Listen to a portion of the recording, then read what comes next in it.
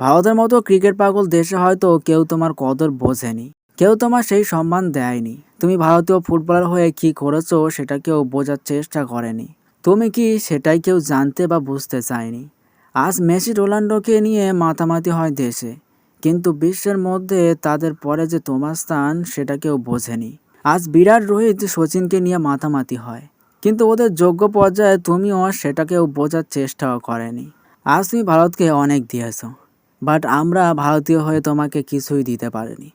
বিদায় বিশ্ব ফুটবলের অন্যতম কিংবদন্তি, বিদায় ভারতীয় ফুটবলের মহাতারকা, বিদায় সুনীল, বিদায়। যে শহর অচেনা ছেলেকে কিংবদন্তি হয়ে উঠতে দেখেছে, সেই শহরেই নিজের আন্তর্জাতিক ক্যারিয়ারে শেষ ম্যাচ খেলতে চলেছেন সুনীল ছেত্রী। 2 দশক আগে যখন ছেলেটা কলকাতায় এসেছিল, তখন চোখে ছিল একরাশ স্বপ্ন, বড় ফুটবলার হওয়ার স্বপ্ন, দেশের হয়ে খেলার স্বপ্ন। সেই স্বপ্নকে বাস্তবে পরিণত করতে লক্ষ্মীবারের সকালে যখন তিনি আন্তর্জাতিক ফুটবল থেকে অবসরের ঘোষণা করলেন, তখন কলকাতার ময়দান তো বটেই, পুরো ভারতের ফুটবল মহলের চোখে জল। বৃহস্পতিবার সকালে সমাজ মাধ্যমে একটি ভিডিও বার্তা পোস্ট করেন সুনীল।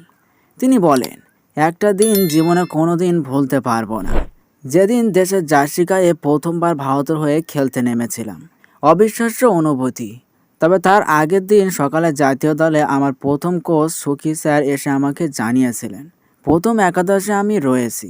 বলে বোঝাতে পারবো না সেই অনুভূতি কেমন ছিল। সুনীলের সংযোজন, জার্সি প্রথম হাতে পাওয়ার পর তাতে কিছুটা সুগন্ধি ছড়িয়ে দিয়েছিলাম। জানি না কেন সেই দিন যা যা হয়েছিল, প্রাতরাশ থেকে মধ্যাহ্নভোজের টেবিলে কথাবার্তা, ম্যাচে আমার মাঠে নামা এবং অভিষেক ম্যাচেই গোল, তারপরে 80 মিনিটে গোল হজম করা। জাতীয় দলে আমার যাত্রা শুরুর প্রথম দিনের এই ঘটনাগুলো কথা কোনো দিন ভুলতে পারবো না। দেশের হয়ে খেলার যে আনন্দ এবং একই সঙ্গে অসহনীয় চাপ, সেটা বর্ণনা করেছেন সুনীল। তার কথায় গত 19 বছরে অসহ্য চাপ এবং দেশের হয়ে খেলার আনন্দ দুটোই আমার সঙ্গে সবসময় ছিল। ব্যক্তিগতভাবে আমি কোনো দিন ভাবতেও পারিনি দেশের হয়ে এতগুলো ম্যাচ খেলবো, ভালো হোক বা খারাপ, এতদিন করতে পারবো। এখন আমি সেটা পেরেছি।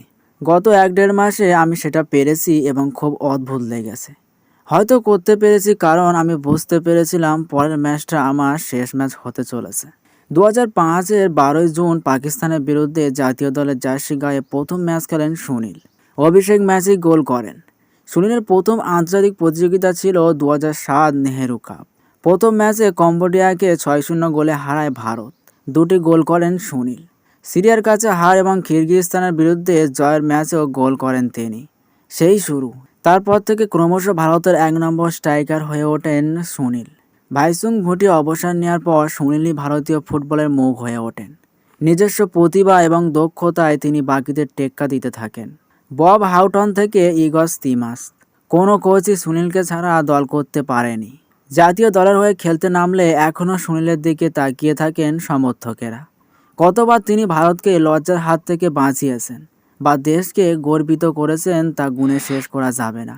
ভারতের নয়া 9 নম্বরকে খুঁজে নেওয়ার সময় এসে গিয়েছে, যদিও এখনও পর্যন্ত সুনীলের যোগ্য উত্তরসূরি খুঁজে পাওয়া যায়নি। সম্ভাব্য হিসেবে অনেকের নাম উঠে আসছে, কিন্তু সুনীলের জায়গা কে পূরণ করবে তা নিয়ে এখনও জল্পনা চলছে।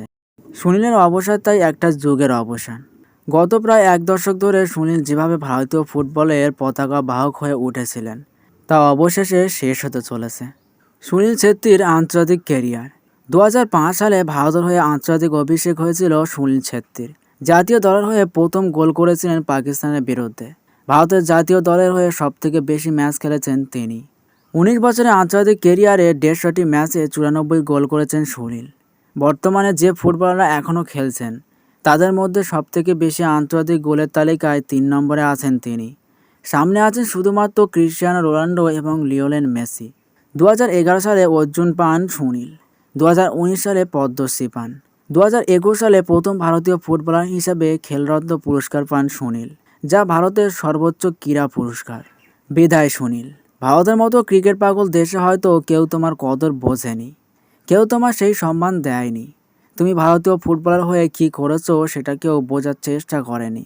তুমি কি সেটাই কেউ জানতে বা বুঝতে চায়নি। আজ মেসি রোনাল্ডোকে নিয়ে মাতামাতি হয় দেশে, কিন্তু বিশ্বের মধ্যে তাদের পরে যে তোমার স্থান সেটা কেউ বোঝেনি।